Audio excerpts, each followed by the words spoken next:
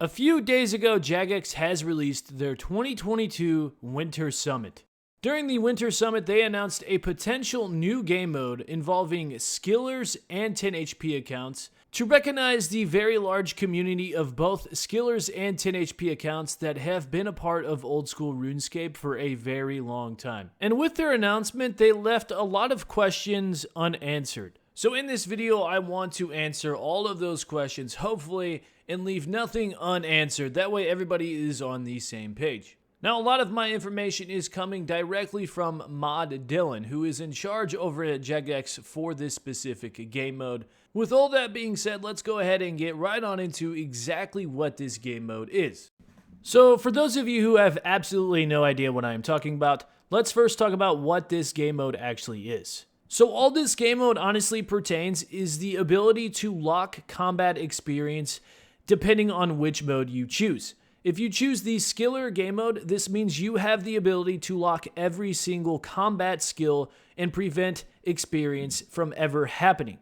This means you will always be a level 3 no matter what you do. And for the 10 HP game mode, this just means that your hit points is locked rather than the rest of your combat stats, but the same rules apply. The cool thing about this game mode is, unlike when Iron Man was released a couple years ago, you had to create a new account in order to join this game mode. However, with this game mode, you can either choose to make a new account, or you can take your already existing account and opt into the game mode. And if for whatever reason you decide that you don't like the game mode, you can also opt out of the game mode as well, but that comes with some complications. And this also includes Iron Man. They are capable of entering this game mode as well. Now, in order to join this game mode on an account that you already have existing, you have to meet the requirements, which is to have level 1 in all combat stats. Other than hit points, that has to be level 10. And if you have any higher stats than that, you are not going to be able to join this game mode. And if you ever wanted to leave this game mode, you have to understand that any combat experience that you would have obtained while in this game mode will be added to your account the second that you leave this game mode. For example, if you were to do a quest that gives you 10,000 prayer experience, that will be stored onto your account. Even though it won't physically level up your prayer level, you'll still have 0 prayer experience because that combat stat is locked, obviously, but it's still added to your account. That way, when you opt out of this game mode, every single bit of experience that you would have obtained will be added to your account. So please keep that in mind. If you ever do decide that you want to opt out of this game mode, you will obtain any experience that you did gain while in the game mode. Now, when you join this game mode, you will be given an icon next to your name, just as you would if you were to become an Iron Man.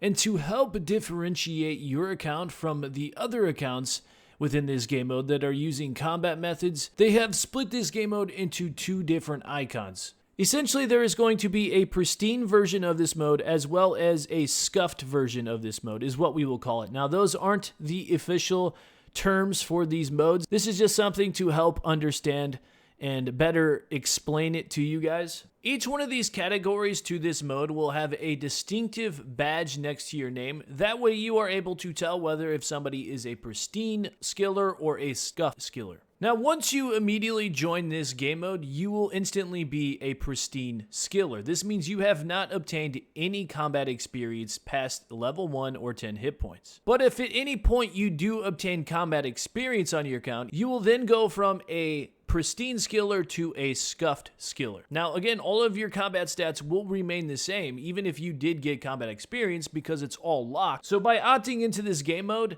you are not losing out on anything until you decide to obtain combat experience. That is the only time your account will be downgraded. And that's how it's always been previously to this game mode. There's always been that. Had this game mode not been here and you decided to go get Priest in Peril completed, you are going to ruin your skiller account. Now, I'm not saying that the scuffed version of this is considered ruined, because obviously you're still level 3 and you're still going to be within this mode, but it's going to show that you have decided to play the game differently than the normal level 3 skiller that most people are playing on and want to remain pristine.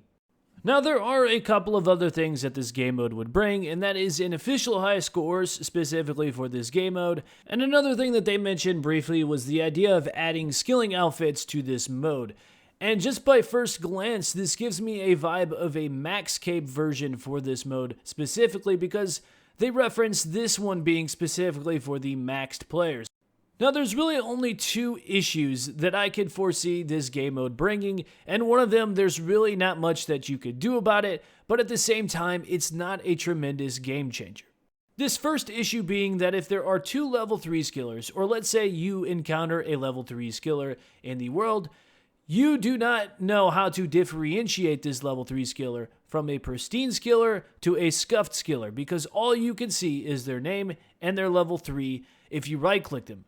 So essentially, you're not going to know the difference between the two until either they speak in the game chat or if you look them up on the high scores, in which case you would then know easily whether or not they are scuffed. Now, this isn't anything new to old school RuneScape. This same thing applies to Iron Man. This same thing applies to Group Iron Man between the prestiges and non-prestiges, as well as even unranked Group Iron Man. All of these things you're not going to be able to differentiate until you either see them talk or you look them up on the high score. So this is nothing new to RuneScape, which is why it's not an issue in my eyes. And this second issue we really need to discuss quite a bit, because from talking with the level 3 community, this is probably the biggest issue with this game mode by far with everybody. So if we speak our mind clearly about this, then they could potentially change this entire idea and give us a little bit more flexibility on what we want. So the main issue is the leaderboards. Now, after talking to Mod Dylan, he initially had it in mind to make this kind of similar to the Group Iron Man, where you have the prestiged Group Iron Man sharing the same exact high scores as the non-prestiged Group Iron Man. Now, if you took this same idea and put it into the skiller mode, that would mean that the pristine skillers would be mixed with the scuffed skillers on these same leaderboards. And ideally, this is not what you want whatsoever, especially after talking to the community. Nobody wants this. So to keep things fair, I think that we need to introduce to Jagex, which I already have, two different tabs for the high scores within this mode to differentiate between the pristine and the scuffed accounts. This way you're not competing against somebody that's doing better methods than you, and at the end of the day, most of the people would be happy with this other than the Iron Man, and honestly, there's no way around that without having 30 different tabs within the high scores itself. So unfortunately, the Iron Man would probably have to compete with normal accounts on this specific high scores, but you'll still be able to differentiate yourself with your Iron Man status on the high scores, hopefully anyways. So if this is what you guys are interested in seeing, make sure you guys comment down below stating how you feel about this, and hopefully if this ever does pass it to the game, we can get this added how we'd like. Now let's talk about what this game mode actually brings to the game. So essentially you have the exact same level 3 skiller accounts that you've had previously to this game mode shown as pristine skillers. But now this opens up an entire new way to play the game as a scuffed skiller. Now there are probably quite a few things that are now accessible to you now that your combat levels are locked, and I did make a list that you guys can reference in the description box down below. And please, if I am missing anything on this list, just leave a comment on the video and I will add it to this list, because inevitably I am going to miss something.